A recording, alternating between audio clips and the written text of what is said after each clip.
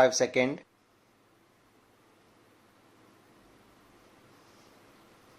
Start. Honorable members, to accelerate the journey towards a Viksit Bharat, it is essential to make our cities future ready.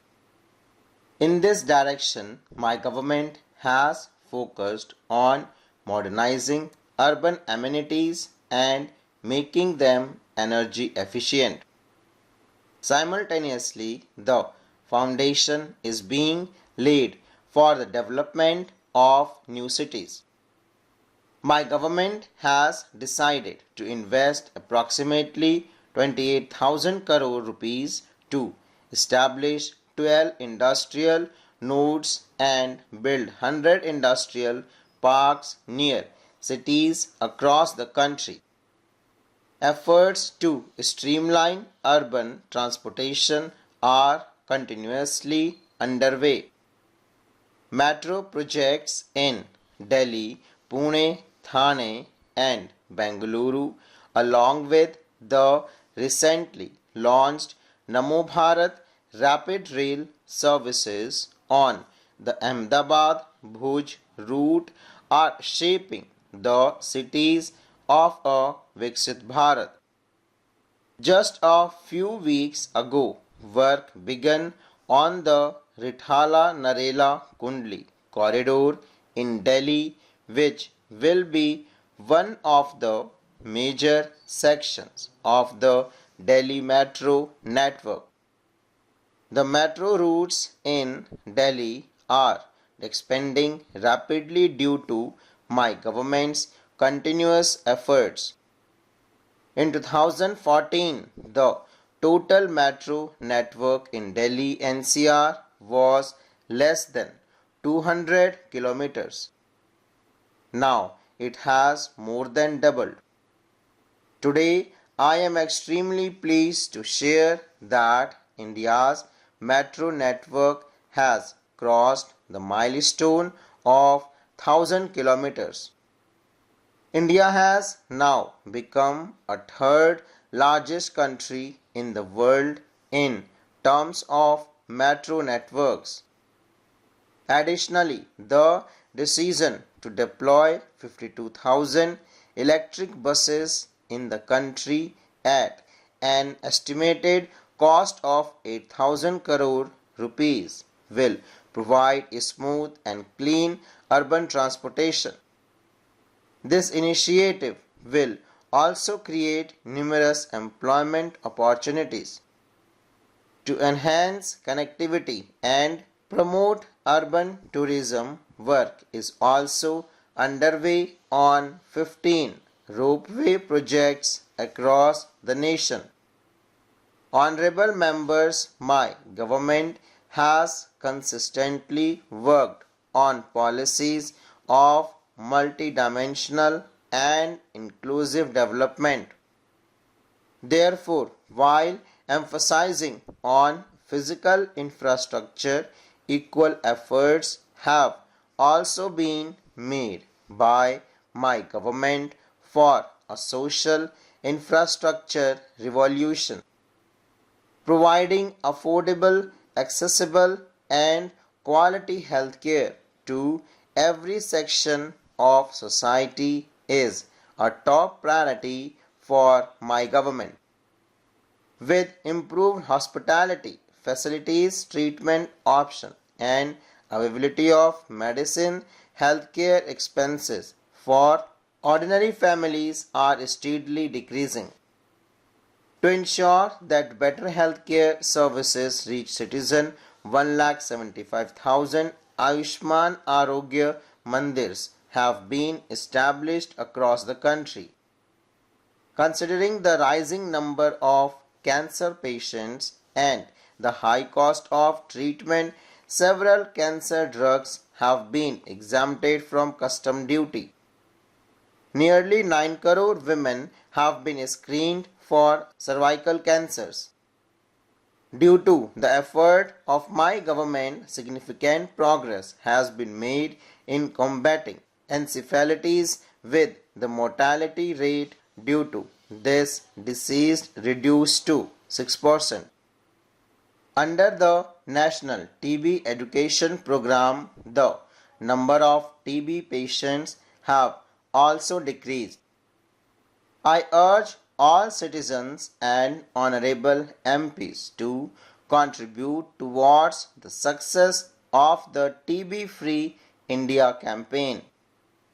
India has also seen substantial improvement in maternal and infant mortality rates. To ensure tracking of vaccination programs for pregnant women and children, the UWIN portal has been launched. So far, around 30 crore vaccine doses have been recorded on this platform. Through telemedicine, over 30 crore e-teleconsultations have provided healthcare benefits to citizens. The government is also working on creating 75,000 new seats in medical colleges over the next 5 years. The government is boosting health infrastructure and medical equipment manufacturing.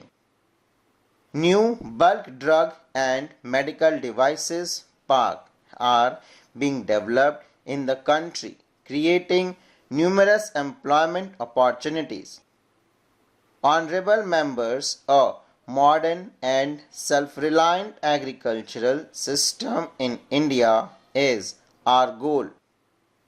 My government is working with dedication to ensure fair prices of crops to farmers and to increase their income.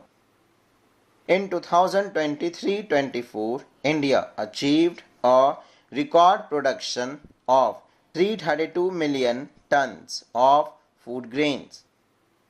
Today, India is the largest producer of milk, pulses and spices in the world.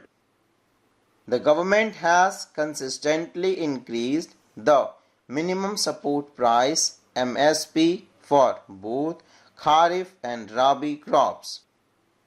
Over the past decade, spending on the procurement of rice, wheat, pulses, oilseeds and coarse grains have tripled.